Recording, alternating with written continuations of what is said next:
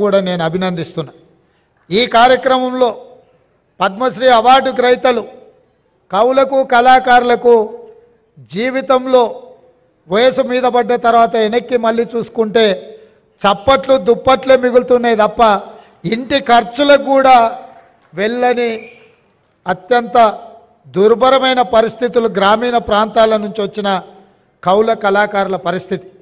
అందుకే ఈ రాష్ట్ర ప్రభుత్వం ఆలోచన చేసి మా మంత్రివర్గ సహచరుల అనుమతితో ప్రతి ఒక్క పద్మశ్రీ అవార్డు గ్రహీతకు 25 లక్షల రూపాయల నగదు బహుమతిని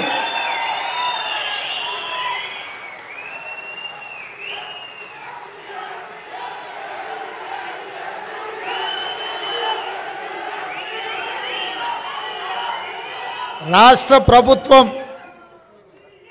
ఈ పద్మశ్రీ అవార్డు గ్రహీతలను చప్పట్లు దుప్పట్లతోనే కాదు నగదు బహుమతి ఇవ్వడం ద్వారా జీవితాంతం ఈ కళలకే వారు అంకితం చేసి మిగతా జీవితాన్ని కూడా ఈ కళలోనే వాళ్ళు రాణించాలని మన ప్రభుత్వం ప్రజాప్రభుత్వం 25 లక్షల రూపాయలతోటి నగదు బహుమతి వారికి ఇవ్వాలని మా ప్రభుత్వం నిర్ణయం తీసుకున్నది। ఈ వేదిక మీదనే పెద్దలు వెంకయ్య నాయుడు గారు మిత్రులు చిరంజీవి గారి చేతుల మీదుగా వారికి ఆ నగదు బహుమతిని ఇవ్వాల్సిందిగా వారికి విజ్ఞప్తి చేస్తున్నా।